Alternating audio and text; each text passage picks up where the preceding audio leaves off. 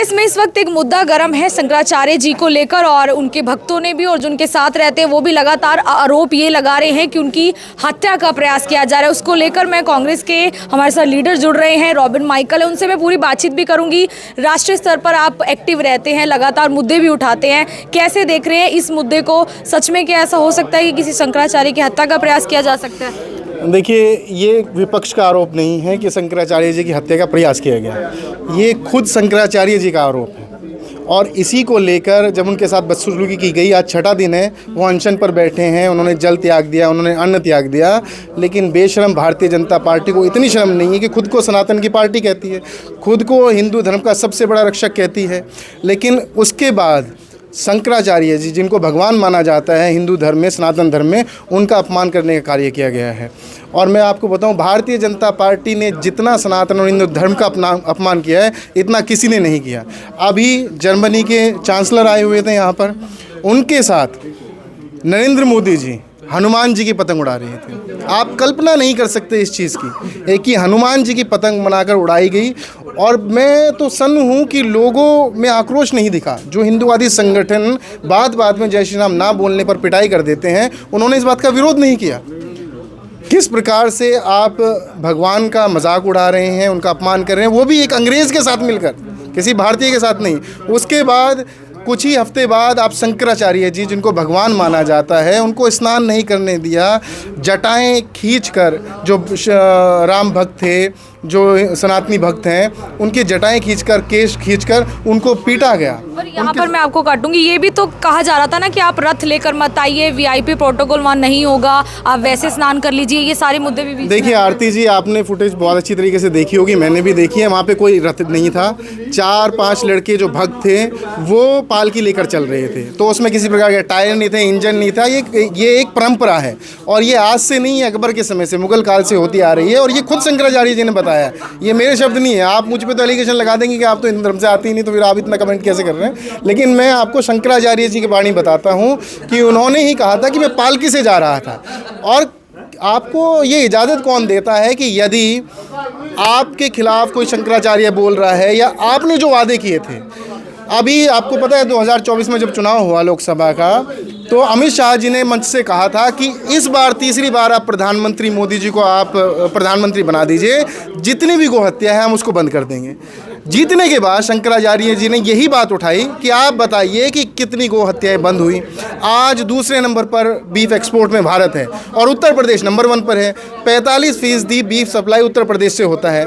और इसी को लेकर शंकराचार्य जी बार बार सवाल उठा रहे थे। और यही पीड़ा भारतीय जनता पार्टी को हो रही थी, क्योंकि कत्ल खानों से सबसे ज़्यादा जो प्रॉफिट है, जो चंदा है, जो इलेक्टोरल बॉन्ड है, वो भारतीय जनता पार्टी को कत्ल खानों से मिलता है। इसीलिए वो गोहत्या को बंद नहीं करना चाहते। और शंकराचार्य जी ने जब गोहत्या का विरोध किया, तो ये बात भारतीय जनता पार्टी को, उनके नेताओं को चुभी, और इसी के चलते उन्होंने शंकराचार्य जी के साथ जो है अभद्रता करने की, अपमान करने की कोशिश की। तो मैं ये कहना चाहता हूँ कि जितना अपमान भारतीय जनता पार्टी सनातन धर्म का कर रही है, हिंदू धर्म का कर रही है, अन्य कोई पार्टी नहीं कर रही। और मैं आपको एक इंसिडेंट और बता देता हूँ जो आजकल काफ़ी प्रचलन में है। आप देखोगे हरियाणा में, आप देखोगे उत्तर प्रदेश, राजस्थान, मध्य प्रदेश में आजकल छोटे छोटे संगठन खड़े हो गए हैं। लोहे के कांटे लेकर, जाल लेकर सड़कों पर खड़े हो जाते हैं, ट्रक के नीचे फेंक देते हैं, जो वाहन है उसके नीचे फेंक देते हैं, जिससे बहुत सारे हादसे होते हैं। मैं इन सारे के सारे संगठनों को कहना चाहता हूं, मैं आपको एड्रेस देता हूं कत्ल खानों के। आप में हिम्मत है, जाइए वहां पर उत्पात करिए, उनको बंद कराइए। यदि आप सच में गौ को माता मानते हैं, यदि आप सच में आपको पीड़ा होती है गौ हत्या पर, तो आप उन कत्ल खानों में जाकर तोड़ फोड़ मचाकर दिखाइए। तब मैं मानूंगा कि सच में आप हिंदू धर्म के रक्षक हैं और सच में आपको पीड़ा होती है गाय की होती हुई हत्या देखकर। ये सिर्फ जो गरीब लाचार ड्राइवर होते हैं उनको पीट देना, उनके साथ अभद्रता करना, उनको कान पकड़कर हीरोगिरी दिखाना, ये सब सड़क पर तो चलेगा, लेकिन कत्ल खानों में आप नहीं जा सकते, क्योंकि वहाँ आपको आपकी औकात याद दिला दी जाएगी। तो ये वास्तविकता है। तो इसीलिए मैं कहता हूँ कि ये झूठा जो भारतीय जनता पार्टी का हिंदुत्व है और सनातन की रक्षा की जो बात करते हैं, इससे जनता को बाहर आना चाहिए। और शंकराचार्य जी के अपमान पर जनता को, विपक्षी दलों को एकजुट होकर उनके समर्थन में खड़ा होना चाहिए और जनता को ये दिखाना चाहिए कि भारतीय जनता पार्टी किसी भी तरीके से हिंदुत्व की पार्टी नहीं है। अच्छा, एक शंकराचार्य जी का एक पुराना वीडियो भी वायरल हो रहा है, उसको लेकर कुछ कहेंगे? उनको लाठियों से उसमें मारा जा रहा है, वो उसमें अखिलेश यादव जी की सरकार थी जब उनको लाठियों से मारा गया। अखिलेश यादव जी ने बाद में उनसे क्षमा याचना भी करी और शंकराचार्य जी ने अपने वक्तव्य में ये बात कही थी कि अखिलेश यादव जी जो है शीश झुकाकर मुझसे क्षमा मांग चुके हैं।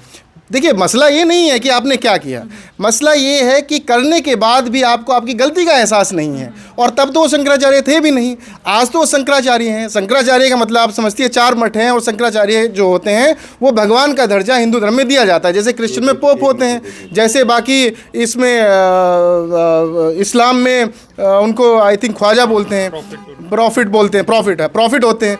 तो इस तरीके से हिंदू धर्म में शंकराचार्य सबसे बड़ा पद है और उन शंकराचार्य का आप अपमान नियंत्रण कर रहे हैं। उनको नोटिस भेज रहे हैं कि आप साबित करिए कि आप शंकराचार्य हैं नहीं।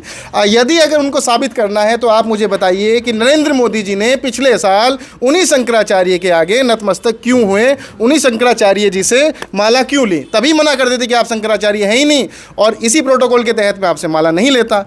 यानी जब तक आपके फेवर की बात होगी तब तक तो हर व्यक्ति ठीक है, चाहे वो 4 करोड़ की गाड़ी लेने वाला बाबा वो भी ठीक है, चाहे फिर ये बागेश्वर बाबा वो भी ठीक है, चाहे अन्य ढोंगी बाबा वो भी ठीक है।